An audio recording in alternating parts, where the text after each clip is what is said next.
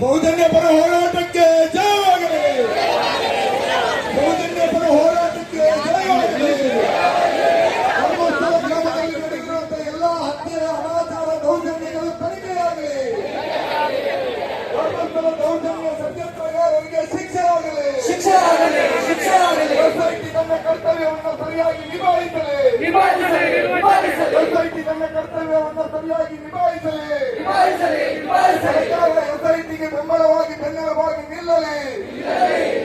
ಬಲಾಢ್ಯರ ಫ್ಯೂಡಲ್ಗಳ ಷಡ್ಯಂತ್ರಗಳು ವಿಫಲವಾಗಲಿ.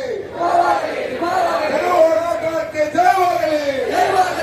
ಹೋರಾಟಕ್ಕೆ ಜಯವಾಗಲಿ.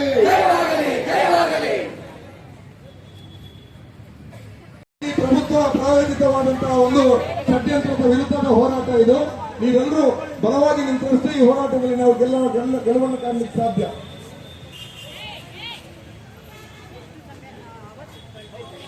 ಸೌಜನ್ಯ ವಿರೋಧಿ ಹೋರಾಟಕ್ಕೆ, ಸೌಜನ್ಯ ಪರ ಹೋರಾಟಕ್ಕೆ, ಪದ್ಮಾವತ ವೇದವಲ್ಲಿ ಸೌಜನ್ಯ ಕೊಲೆಗಳಿಗೆ ನ್ಯಾಯ ದೊರಕಲೇಬೇಕು.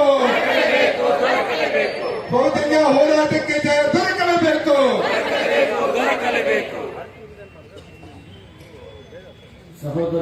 ಆಗಲೇಬೇಕು. ಮೈಕ್ರೋ ಫೈನಾನ್ಸ್ ದಂಧೆಕೋರರು ಜೈಲು ಸೇರಲೇಬೇಕು.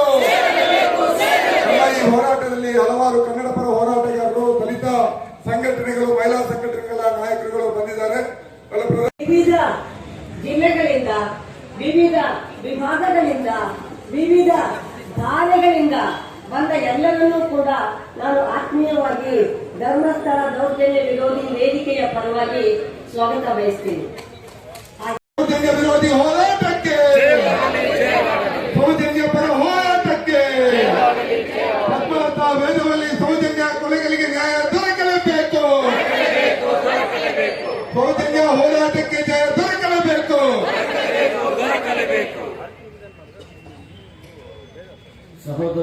ಆಗಲೇಬೇಕು.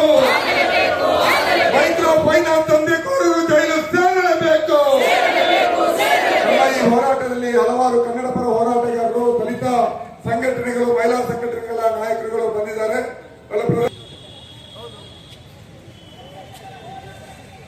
ಸೌಜನ್ಯ ಪರ ಹೋರಾಟಕ್ಕೆ ಜಯವಾಗಲಿ. ಸೌಜನ್ಯ ಪರ ಹೋರಾಟಕ್ಕೆ ಜಯವಾಗಲಿ. ಧರ್ಮಸ್ಥಳ ಗ್ರಾಮದಲ್ಲಿ ನಡೆದಿರುವಂತಹ ಎಲ್ಲ ಹತ್ಯೆ ಅನಾಚಾರ ದೌರ್ಜನ್ಯಗಳು ಕಡಿಮೆಯಾಗಲಿ. ಧರ್ಮಸ್ಥಳ ದೌರ್ಜನ್ಯ ಸತ್ಯಾಗ್ರಹರಿಗೆ ಶಿಕ್ಷೆ ಆಗಲಿ. ಸೊಸೈಟಿ ತನ್ನ ಕರ್ತವ್ಯವನ್ನು ಸರಿಯಾಗಿ ನಿಭಾಯಿಸಲಿ. ಸೊಸೈಟಿ ತನ್ನ ಕರ್ತವ್ಯವನ್ನು ಸರಿಯಾಗಿ ನಿಭಾಯಿಸಲಿ.